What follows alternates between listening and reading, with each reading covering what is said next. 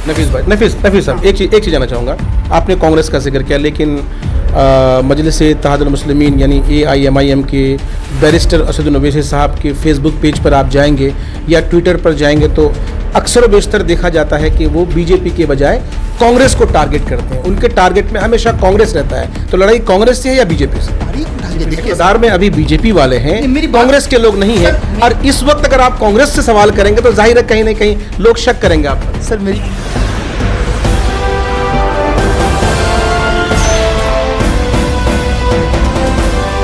अस्सलामुअलैकुम, नमस्कार, आदाब। मैं हूं आपका दोस्त निहाल अख्तर पयामी और आप देखना शुरू कर चुके हैं आपका अपना चैनल गांव मोहल्ला। साथियों, गांव मोहल्ला लगातार आपको बिहार विधानसभा चुनाव से जुड़ी तमाम तर खबरें पहुंचाता रहा है। इस वक्त हम गांव मोहल्ला के स्टूडियो में मौजूद हैं और हमारे साथ बेहद ख़ास मेहमान हैं जो बहुत दूर से आए हैं। उनका हम स्वागत करते हैं और हम आपको बता देना चाहते हैं कि वो न सिर्फ एक मजलिस के कर्मठ जो है साहब भावी प्रत्याशी हैं, बल्कि एक ऐसे जोशीला नेता हैं जहां जाते हैं वहां क्षमा बांध देते हैं। जी, हम बात कर रहे हैं नफीस हैदर साहब का। नफीस साहब, बहुत बहुत शुक्रगुजार हैं कि आपने गांव मोहल्ला के स्टूडियो में अपना वक्त दिया। बहुत बहुत शुक्रिया निहाल अख्तर पयामी साहब, और सामईन को अस्सलामुअलैकुम व आदाब। चलिए सवालों का सिलसिला शुरू करते हैं। साथियों, आपको बता दें कि नफीस हैदर साहब बहादुरगंज विधानसभा से ताल्लुक़ रखते हैं और सियासी गलियारों में चर्चा है कि ये MIM के भावी प्रत्याशी भी हैं। हम आपको बता दें कि हालांकि अभी तक पार्टी ने फाइनल नहीं किया है, लेकिन अब तक 4 से 6 लोग ऐसे हैं जो अपने आप को प्रत्याशी बता चुके हैं। आइए सीधे नफीस साहब से जानते हैं कि भाई वो अपने आप को प्रत्याशी के तौर पर कैसे देख रहे हैं और क्या वजह है कि वो इलेक्शन में आने की ख्वाहिश रखते हैं। बिल्कुल, देखिए मसला ये है कि आपने पूछा कि क्या वजह है कि आप इलेक्शन में आना चाहते हैं, आप किस रूप में देख रहे हैं अपने आप को। तो पयामी साहब, इस दुनिया का जो निज़ाम है वो रद्दो-बदल का निज़ाम है। कोई आता है, कोई जाता है, और सबसे बड़ी चीज़ है कि आप अपना क्या किरदार निभाते हैं इस अपने दौरे वक्त में, ये मायने रखता है। और हमने ये ठाना है कि मैं माशरती की भलाई के लिए, माशरे की भलाई के लिए काम करूँगा, पसमानदा लोगों के लिए काम करूँगा, दबे कुचले लोगों के लिए काम करूँगा, जो सफ़ में सबसे आखिर में है उसकी आवाज़ को बुलंद करूँगा। इसलिए मैं इस क्षेत्र में आया हूँ। नफीस भाई, जो बातें आप कह रहे हैं, आपसे पहले हमने कई लोगों का इंटरव्यू किया है जो आप ही के पार्टी से ताल्लुक़ रखते हैं। सबका यही दावा है। हम ये जानना चाहेंगे कि कितना % आपको लगता है कि मजलिस आपको उम्मीदवार बनाएगी? देखिए, आपके सवाल का पहला हिस्सा था कि हमने जितने भी लोगों से गुफ्तगू की है सब ने यही कहा है। आपकी पार्टी के जो लोगों ने उन्होंने यही कहा है। ऑब्वियसली यही कहेंगे, क्योंकि वो जमात उन लोगों की बनती है जो हम ख्याल होते हैं, और हमारे जमात में जितने भी लोग हैं तमाम लोग हम ख्याल हैं, हम एक दूसरे के ख्याल से वाकिफ़ हैं। और रहा सवाल कि हमें आप उम्मीदवार कितना % लगता है कि आपको उम्मीदवार बनाएगी। देखिए भाईजान, हमारे बस में काम करना है, हम काम करते हैं, हम मेहनत करते हैं और मजलिस के ख़बर को लोगों तक पहुंचाते हैं, हम हक़ानियत की आवाज़ को बुलंद करते हैं। और मजलिस के पास अपना पैमाना है, किसी भी सियासी जमात के पास अपना पैमाना होता है। वो उस पैमाने में उतार के, अपने कसौटी में उतार के उम्मीदवारों को देख लेती है कि कौन मेरे कसौटी में उतरता है। अगर मैं उस पैमाने में उतरूँगा तो ज़रूर मजलिस मुझे। सवाल यही था कि आपको कितना % लगता है कि आप उनकी कसौटी पर खड़े उतरेंगे? देखिए, मेरे नज़रिए से देखा जाए तो मैं 100% कसौटी में उतरता हूँ। अगर आप उनके कसौटी पे नहीं उतरते हैं, अगर आपको लगता है, पार्टी को अगर लगता है कि आप उनको मुतमईन नहीं कर पा रहे हैं, अगर पार्टी आपको उम्मीदवार नहीं बनाती है, ये सवाल हम हर नेता से पूछते हैं, आपसे पूछते हैं कि अगर आपको टिकट नहीं मिलता है, आपको उम्मीदवार नहीं बनाया जाता है, तब आप क्या करेंगे? हाँ, ये बिल्कुल माकूल सवाल है आपका कि टिकट नहीं मिलता है तो आप क्या करेंगे। देखिए, मैं मजलिस में जो आया हूँ, मजलिस के ख़यालात से आया हूँ। मजलिस के ख़यालात को लेके आगे मैं मेहनत कर रहा हूँ। मजलिस के लोगों को, मजलिस के बारे में लोगों को बता रहा हूँ, गरीबों के हक़ की लड़ाई लड़ रहा हूँ। अगर पार्टी मुझे उम्मीदवार नहीं बनाती है तो मैं टिकट के लिए तो पार्टी में नहीं आया हूँ ना। और दूसरी चीज़ ये है कि हमारा जंग जो है बातिल के साथ है, हक़ की लड़ाई लड़ रहे हैं। अगर हम अपने आप को कसौटी में नहीं उतर पाएंगे, हमको अगर मेरी बात नहीं, ये कैसे कह सकते हैं कि हक़ और बातिल की बात? तौसीफ साहब से जब हम बात करते हैं, वो चैलेंज करते हैं, वो कहते हैं कि साहब, जितना काम किशनगंज के बहादुरगंज विधानसभा क्षेत्र में हुआ है उतना अगर किसी विधानसभा क्षेत्र में होगा, उन्होंने मेरे इंटरव्यू में कहा है कि आपका चैनल गवाह रहेगा, मैं उस दिन इस्तीफ़ा दे दूंगा। देखिए, उन्होंने दावा किया है कि हमारा बहुत काम हुआ है। आप इलाकों का देखिए, आप सहाफत हैं, सहाफत करते हैं, आप सहाफ़ी लोग हैं, आप लोग दौरा कीजिए ना, ज़मीन पे जाके हकीकत का पता कीजिए। वो तो हमें पता है सर, लेकिन उनका जो दावा है, हाँ, उनका जो दावा है, मास्टर मुजाहिद साहब भी कहते हैं कि हम 4G इलाके में रहते हैं। जिस भी विधायक के पूरे 243 विधानसभा क्षेत्र हैं, किसी में भी जाइए, आप वहाँ के विधायक को पूछिए तो वो यही कहेगा कि मेरे इलाके में सबसे ज़्यादा काम हुआ है। वो तो मुख्यमंत्री को भी पीछे छोड़ देगा कि मुख्यमंत्री है लेकिन हमसे ज़्यादा काम नहीं किया है, और हज़ारों उजरे लगा देगा। आपको लगता है कि अगर मजलिस इत्तेहादुल मुस्लिमीन का कोई कैंडिडेट जीतेगा तो काम का जो है साहब वो बौछार लग जाएगा, यानी बेशुमार काम हो जाएंगे, ऐसा कुछ कहना चाह रहे हैं? बिल्कुल होगा भाई। तो फिर किशनगंज के बारे में क्या ख्याल है? किशनगंज में कितना काम हुआ अब तक? बहुत काम हो रहा है। आप देखिए, जैसे मान के चलिए, देखिए कोई भी नुमाइंदा का ये काम। मैं आपको बता देना चाहता हूं कि पिछले दिनों जब मैंने कमरुल हुदा साहब का इंटरव्यू किया तो मैंने उनको पिछला वाला इंटरव्यू दिखाया। जीतने के बाद मैंने उनसे पूछा था कि वो 4 काम बताइए जो आप जीतने के बाद करेंगे। हालांकि अभी तक एक भी काम नहीं हुआ है, लेकिन उन्होंने कहा कि ये सारा का सारा प्रोसेस में है। देखिए, कमरुल हुदा साहब जब से बने हैं, ये यही कोई 1-1.5 साल हुआ है, 1.5 साल के लगभग, 7-8 महीने मान के चलिए 1 साल भी पूरा नहीं हुआ है। अब ये जो दौर है, अभी शुरुआती दौर है, 6 महीने में एक आदमी कितना कर पाएगा? वो तो फाइलों को पहुंचाना, हर चीज़, देखिए कोई भी काम का प्रोसीजर होता है ना सर, गवर्नमेंट का काम का प्रोसीजर होता है। अब वो 6 महीने में प्रोसीजर में डाला है और उसका टेंडर होके आने में किसी भी काम का वक्त लगता है ना सर। 6 महीने में कितना कर लेगा? फिर भी उन्होंने जो त्वरित काम है वो तो कर ही रहे हैं ना। चलिए, आपके जो मौजूदा विधायक हैं, और जाहिर है आप MIM से हैं, वो कांग्रेस से हैं, तो आपका सीधा कंपटीशन मैं समझता हूं कि उन्हीं के साथ होगा। हम जानना ये चाह रहे हैं कि जो आपके विधायक हैं उनके कामकाज को लेकर के आपका क्या नज़रिया है? कि साहब पिछले लगभग 15 साल तो हो ही गए उनके, है ना, 15 साल हो गए, तो इस 15 साल में 16 साल हो गए, तो इस 15 साल में जो उनकी कारकर्दगी रही है उसको किस तरह से देखते हैं? कितना मुतमईन है? अगर मुतमईन नहीं है तो क्या आपकी राय रखते हैं उस पर आप? देखिए, उन्होंने काम के नाम पे कुछ नहीं किया है। जैसे सड़कें कुछ बनी हैं अगर, तो हर जगह जाके शिलान्यास तो करते ही हम विधायक हैं, तो ओबियसली उनका पावर है शिलान्यास करने का। लेकिन PM प्रधानमंत्री योजना की सड़कें हैं, मुख्यमंत्री की योजना की सड़कें हैं। अगर मान के चलिए कोई भी विधायक होता, वो नहीं होता, कोई भी होता, तो मुख्यमंत्री योजना की जो सड़कें बननी थी वो बनती, और जो प्रधानमंत्री योजना की सड़कें बननी थी वो बनती। आप अलग क्या चाहते हैं? क्या अलग उनको करना चाहिए था? मैं बिल्कुल बताता हूँ। देखिए, नुमाइंदा का मतलब होता है कि आप नुमाइंदगी किसी क्षेत्र का करते, किसी इलाके का करते हैं, वहाँ के पसमानदगी को, वहाँ के पिछड़ेपन को आपको आवाज़ उठाना पड़ता है और विधानसभा में लड़ना पड़ता है। लड़ के वहाँ के लिए स्पेशल पैकेज लेना पड़ता है। अगर वो जिस चीज़ की कमी है उस चीज़ को पूरा करवाना पड़ता है। आज साहब हमारे यहाँ डिग्री कॉलेज की कमी है, हमारे यहाँ सड़कें जैसी हैं वो देख ही रही हैं, हमारे यहाँ रोजगार का कोई सुविधा नहीं है। पूरे बहादुरगढ़ विधानसभा क्षेत्र में कोई भी रोजगार का सुविधा नहीं है, कोई फैक्ट्री नहीं है, कुछ नहीं है। और किसानों का मसला ले लीजिए, हमारा जो इलाका है किसानों का इलाका है। इस किसानों के इलाके में साहब आपको किसान के लिए फैसिलिटीज़ प्रायोरिटी में देनी पड़ेगी, लेकिन यहाँ का किसान को आज खाद नहीं मिल पाता है, बीज नहीं मिल पाता है, और इनके चीज़ों का माकूल दाम नहीं मिल पाता है। नफीस साहब, अलग अलग मसाइल पर आप बेबाकी से अपनी बात रख रहे हैं। मैंने आपसे एक सवाल किया कि अगर आपको टिकट नहीं मिलता है, तो आपने मुतमईन बख्श जवाब दिया मुझे। अब मैं आपसे ये जानना चाहूँगा कि अगर पार्टी आपको उम्मीदवार बनाती है, अगर आप चुनाव जीत जाते हैं, तो वो 5 काम गिनाइए जो बहादुरगंज विधानसभा की तरक्की के लिए करना चाहेंगे। 5 क्यों, ज़्यादा गिनाऊंगा? बिल्कुल गिनाइए। अगर अल्लाह ने मुझे इज़्ज़त बख्शा, अपने बंदों की खिदमत का सर्फ बख्शा, बहादुरगंज के अवाम ने मुझे अगर अपना खादिम चुना, तो सबसे अव्वल मेरा जो काम होगा, मैं इलाके में रोजगार की सुविधा लाऊंगा। ऐसा के लिए क्या करेंगे आप? रोजगार के लिए ऐसा आइडिया कि सरकार से मैं निवेदन करूंगा कि हमारा जो ये इलाका है, ये मक्का उपजाता है, गन्ना उपजाता है, या तो चीनी मिल लगाया जाए या मक्के का प्रोसेसिंग यूनिट लगाया जाए, जहां हमारे लोग काम कर सकें और किसानों के मक्के का खपत भी हो। ये तो 2 चीज़ें हुई।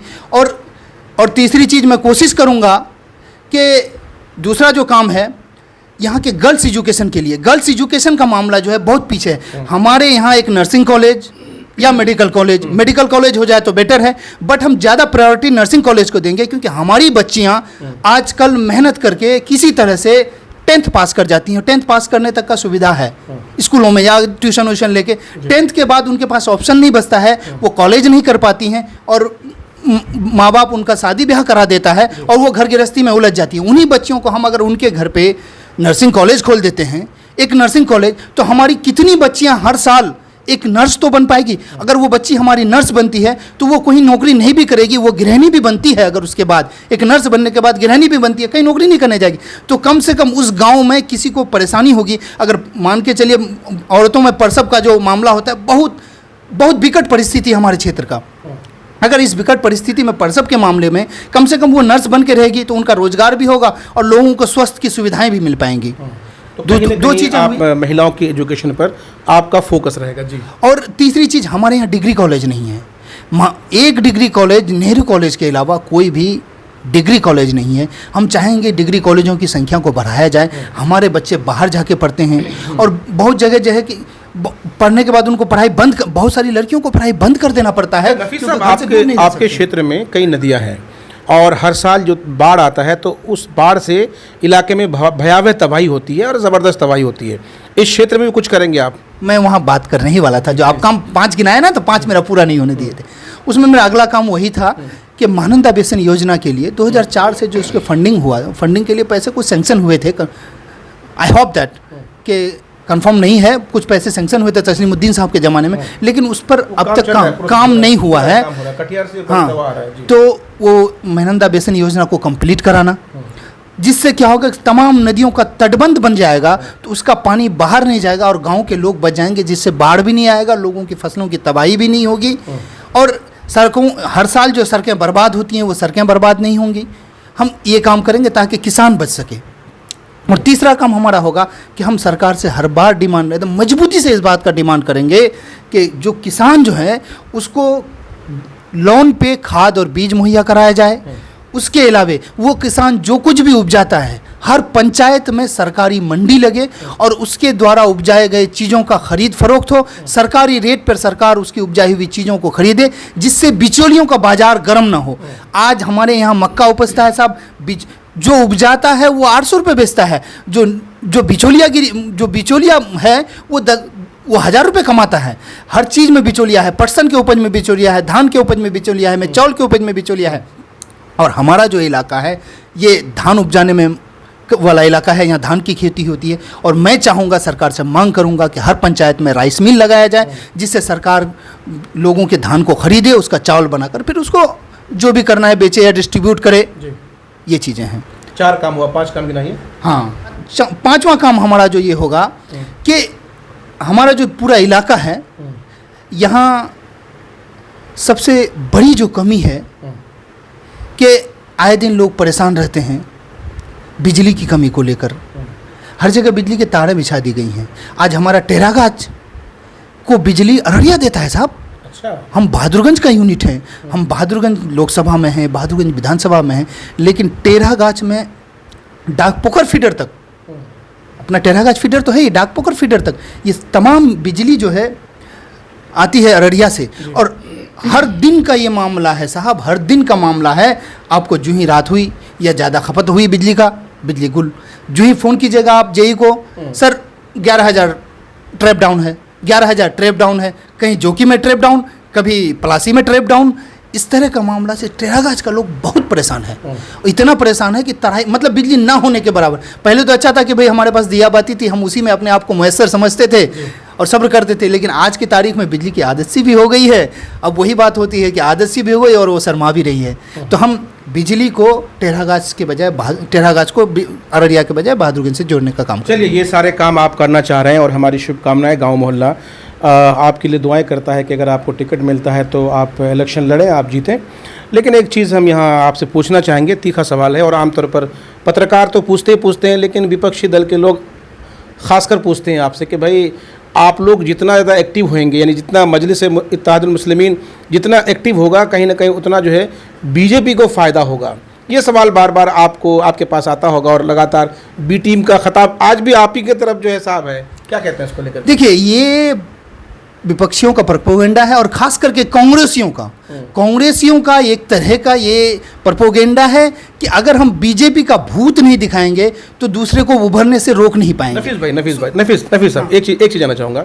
आपने कांग्रेस का जिक्र किया, लेकिन मजलिस इत्तेहादुल मुस्लिमीन यानी AIMIM के बैरिस्टर असदुल ओवैसी साहब के फेसबुक पेज पर आप जाएंगे या ट्विटर पर जाएंगे तो अक्सर बेशतर देखा जाता है कि वो बीजेपी के बजाय कांग्रेस को टारगेट करते हैं, उनके टारगेट में हमेशा कांग्रेस रहता है। तो लड़ाई कांग्रेस से है या बीजेपी से? जी बिल्कुल, लड़ाई हमारी ना कांग्रेस से है ना हमारी बीजेपी से है। किससे लड़ाई है? लड़ाई और सवाल इक़्तिदार से होता है। अब तारीख उठा के देखिए, इक़्तिदार में अभी बीजेपी वाले हैं, मेरी बात- कांग्रेस के लोग नहीं हैं। सर, और इस वक्त अगर आप कांग्रेस से सवाल करेंगे तो जाहिर है कहीं ना कहीं लोग शक करेंगे आप पर। सर मेरी बात पूरी नहीं होने दी आपने हवाला दिया कि सदर मोहतरम के फेसबुक आईडी पे जाइए और पीछे की तारीख को उठा के देखिए। तो मैंने तारीख की बात की, मैं मौजूदा वक्त पे बात नहीं कर रहा था, मैं तारीख की बात कर रहा था। तारीख में कांग्रेस इक़्तिदार में थी और सवाल इक़्तिदार से किया जाता है, ना कि कांग्रेस और बीजेपी से। और अभी आज बीजेपी इक़्तिदार में है, बिल्कुल हम बीजेपी से भी सवाल करते हैं। और ये जो सवाल आपने पैदा किया कि बीजेपी की बी टीम है, तो ये जाहिर सी बात ये मैंने पैदा नहीं किया, ये लगातार एलिगेशंस लग रहा है। लोग कह रहे हैं या जो भी, अब जिसकी भी बात कर रहे हैं, अगर बीजेपी की बी टीम है तो जाहिर सी बात है कि बीजेपी तो नहीं कह रहा होगा कि ये मेरा बी टीम है। तो इसमें कोई तीसरा बंदा तो है। तीसरा कौन है? बीजेपी के अलावा आप जिस क्षेत्र में है, बीजेपी और के अलावा कौन? एमआईएम पे तो आप इल्जाम ही आयद कर रहे हैं। हम तो मजलूम है साहब। नहीं, मैं इल्जाम नहीं आयद कर रहा हूँ। मतलब जो भी कर रहा है, जी, जो भी कर रहा है तो कौन है? कांग्रेस है। उसके अलावा तीसरा विपक्ष कौन? एक चीज बारीक से समझनी है आपसे। एक तरफ अख्तरुल ईमान साहब लगातार ये कह रहे हैं कि भाई बिहार में हम अपने हम ख्याल लोगों से गठबंधन करने के लिए तैयार हैं, और वो पार्टियां जो अपने आप को सेकुलर कहती हैं वो हमें अपने साथ लें। वो इस बात को कहते हैं कि साहब आरजेडी कांग्रेस वाले चाहे तो ले सकते हैं हमें। वहीं दूसरी तरफ जब आप सिर्फ कांग्रेस को ही टारगेट करेंगे, कांग्रेस पर लानत मानत करेंगे, तो जाहिर है कहीं ना कहीं वो तो नहीं सोचेगी आपके बारे में ना। हम लानत नहीं कर रहे हैं किसी पर, हम ये कह रहे हैं कि देखिए सदर मोहतरम जो कह रहे हैं कि हम ख्याल लोग हमको ले, जो अपने आप को सेकुलर कहती। अब अगर आप, हम कांग्रेस खुला चैलेंज है। एमआईएम का बिहार में हम ख्याल कौन है आपसे जानना चाहते हैं? नहीं आप नहीं, हम जानना चाहते हैं कि एमआईएम का हम ख्याल कौन है। वो सवाल हम जो सेकुलर है वो हम ख्याल है हमारा। हम कहते हैं कि कांग्रेस अपने आप को हम सेकुलर कहती है ना, आरजेडी सेकुलर कहती है ना। अगर आप सेकुलर हैं तो सेकुलर ख्याल वाले को लीजिए। अगर आप कांग्रेस को अपना कांग्रेस अगर आप कांग्रेस को हम ख्याल मानते हैं, राजद को हम ख्याल मानते हैं, जाहिर है सवाल तो बीजेपी से करना होगा ना सर। आप बीजेपी के बजाय कांग्रेस सवाल करते हैं। नहीं, हम सवाल कहाँ करें? हम तो इक़्तिदार से जब कांग्रेस सवाल, इक़्तिदार में बीजेपी है तो सवाल बीजेपी से होगा ना सर। आप जब इक़्तिदार में कांग्रेस थी तब हमने कांग्रेस से सवाल किया था। नहीं, आज अगर बीजेपी सत्ता में है, समझे नहीं आप, बस बात को समझ। मैं आपकी बात समझ रहा हूँ। ठीक है, कांग्रेस ने इक़्तिदार में रहते हुए गलतियां की है, ये बिल्कुल सच है, हम भी मानते हैं इस बात को कि बाबरी मस्जिद की जगह अयोध्या में अगर राम मंदिर है तो उसका श्रेय कहीं ना कहीं कांग्रेस को जाता है। लेकिन मौजूदा हालात में अगर बीजेपी की सरकार है तो अगर बीजेपी को टारगेट करने के बजाय हम कांग्रेस को टारगेट करेंगे तो जाहिर सी बात है। मैं तो जवाब तब दूंगा जब मेरी जवाब आप सुनेंगे। तो देखिए, कांग्रेस सबसे पहला जो आपका सवाल था कि बीजेपी का बी टीम, बीजेपी खुद तो हमको बी टीम नहीं कहेगी ना, नहीं कहेगी। कोई तीसरा आदमी कह रहा है। तीसरा कौन है यूपीए गठबंधन के अलावा जो अपने आप को सेकुलर कहती है, या सेकुलर है या सेकुलर होने का ढोंग करती है, वो तो आवाम जानती है। वो है ना। तो हम तो उसी से कहेंगे ना कि आप हमको कह रहे हैं कि बीजेपी की बी टीम है। आप बीजेपी की बी टीम कैसे हमको साबित करते हैं? आपका विधायक जीतता है साहब और जीत के चला जाता है बीजेपी में, तो बीजेपी का बी टीम कौन हुआ? मैं या आप? आप अपने गिरेबान में झांक के देखिए ना, गिरेबान के नीचे किसी को नहीं दिखता है निहाल भाई। जो अपनी हकीकत को देखना चाहता है तो अपने अंदर झांकिए, आपको सारी सच्चाई मिल जाएगी। चलिए, तो बिहार विधानसभा चुनाव के पेश नज़र आपकी पार्टी किन पार्टी के साथ गठबंधन कर रही है? क्योंकि लगातार अलग अलग तरह की खबरें आ रही है, कुछ है आपके जहन में? सर, ये गठबंधन का जहाँ तक मामला है, मैं उस सूबे का नेता नहीं हूँ कि मैं इतनी बातों का जिक्र कर सकूं। मैं अदना दर्ज, ख्वाहिश तो होगी ना कि साहब अगर जीतन राम मांझी साथ आए थे, कुशवाहा जी आए थे साथ में, पप्पू यादव जी आए थे, पासवान जी आए थे, या सर वो जो भी है उनके लिए हमारे सीनियर लीडर्स हैं, सीनियर लीडरशिप है, उनकी टीम है, वो बात कर रहे हैं। हम तो कारकुन हैं छोटे से, हम उनको फॉलो कर रहे हैं, हमें जो भी हुक्म मिलेगा हम उनके ताबे हैं। अच्छा नफीस भाई, एक सवाल और है, लाजमी है पूछना कि भाई लगातार जो भी लोग पार्टी ज्वाइन कर रहे हैं, मजलिस ज्वाइन कर रहे हैं, आज उन्होंने पार्टी ज्वाइन की, अगले दिन को खुद को जो है भावी प्रत्याशी बता रहे हैं। आपको नहीं लगता है कि आने वाले दिनों में अगर सारे के सारे लोग दावेदारी पेश करेंगे तो कहीं ना कहीं पार्टी में इख्तलाफात पैदा होंगे, आपस में दूरियां बढ़ेंगी, कहीं ना कहीं जिस तरह से आज आप एमआईएम को मजबूत देख रहे हैं, कल सब लोग बिखर जाएंगे? नहीं, ऐसा बिल्कुल नहीं होने वाला है। देखिए, आपने कहा कि आज लोग जुड़ते हैं, कल अपने आप को पार्टी का प्रत्याशी। मैं नहीं कहता हूँ, ये फैक्ट है सर। आपसे मुराद, मैं आपसे नहीं कह रहा हूँ, अगर बजुबानी आपकी आ रही है तो मैं आपको कह रहा हूँ, आप जहाँ से भी ला रहे हैं, जिसका भी सवाल है आप भी देख वो सकते हैं, वो उनको जवाब मिल जाएगा। सर जितने भी लोगों ने आज तक, अभी हाल ही में जितने लोगों ने एमआईएम को ज्वाइन किया है, आप उनके फेसबुक पेज पे जाकर देख लीजिए सर। ठीक है, मैं इस बात को तस्लीम करता हूं और मैं उसका जवाब भी दे रहा हूं आपको। देखिए, जो भी लोग आते हैं वो दावा करते हैं, देखिए हमारे यहाँ कितनी फरावानी है साहब, कि आप आए और आपको ये हक दिया जाता है कि आप अपनी दावेदारी पेश करो। किसी दूसरी जमात में पहले 32 साल आपको जूते घिसने पड़ेंगे। नाम नहीं लूँगा किसी पार्टी का, आप देख लीजिए। आप अगर पहले उनकी दरियाँ बिछाइए, बात को गौर कीजिएगा, पहले 10 साल तक उनकी दरियाँ बिछाइए, 20 साल तक उनका माइक का स्टैंड पकड़िए, 30वें साल में जब आपकी दांत निकल जाएगी, आवाज़ आधी निकलेगी आधी अटक जाएगी, तब जाकर के आपको लीडर की फहरिस्त में खड़े करेंगे। और उसके बाद दावेदारी की तो अलग बात है। और हमारे यहाँ जो है हर कारकुन बराबर है, खास करके मजलिस में इंसाफ होता है। और इतना इंसाफ है, आप निहाल भाई इस बात का अंदाज़ा लगा सकते हैं, इतना इंसाफ है कि जो आदमी हमारा शुरू दिन से, आप जब इंसाफ की बात कर रहे हैं तो मुझे यहाँ रोकना लाजमी हो जाता है। आपने कहा कि आपकी पार्टी में इंसाफ होता है। आपके पार्टी की महिला अध्यक्षा डॉक्टर तारा श्वेता आर्या ने पार्टी को छोड़ा, जाते जाते उन्होंने कहा कि मेरे साथ इंसाफ नहीं हुआ, मैं महिला थी, मैं हिंदू थी, मेरे साथ इन्होंने इंसाफ नहीं किया। इस पर क्या कहेंगे आप? देखिए, मैं तारा श्वेता जी के मामले को ज़्यादा नहीं जानता हूं और मैं इस पर किसी भी पेज तो देखा होगा ना आपने, फेसबुक पर देखा होगा आपने। देखिए, उन तारा श्वेता जी के मामले को भी मैंने पढ़ा, पार्टी की तरफ से भी जो भी हुआ उनके मामले में टिप्पणी इसलिए नहीं करना चाहता। मैं भी उन पर बात नहीं करना चाहता हूँ, आप इंसाफ की बात कर रहे थे। मेरी बात सुनिए, मैं उसके मामले में इसलिए टिप्पणी नहीं करना चाहता हूँ, वो इंटरनल मैटर था, क्या मामला था। न मेरी तारा जी से कोई बात हुई अब तक, तारा जी से भी मेरी कोई बात नहीं हुई है, और मैंने सीनियर लीडर से भी इस बारे में पूछना मुनासिब नहीं समझा। ठीक है, और उनका क्या मामला था वो देख रहे हैं, आप बेहतर जानते होंगे। चलिए, आपसे जो गुफ्तगू हो रही है, माशाल्लाह उर्दू आपकी काफ़ी अच्छी है, और यकीनन मैं भी कहूँगा कि साहब लखनवी उर्दू आपकी भी है। जैसे अख्तर भाई के बारे में कहा जाता है कि लखनवी उर्दू बोलते हैं, यकीनन मुझे उर्दू बोलने में फ़ख्र है और मैं भी उर्दू ही बोलता हूँ, मगर आपकी तरह हमारी उर्दू नहीं है।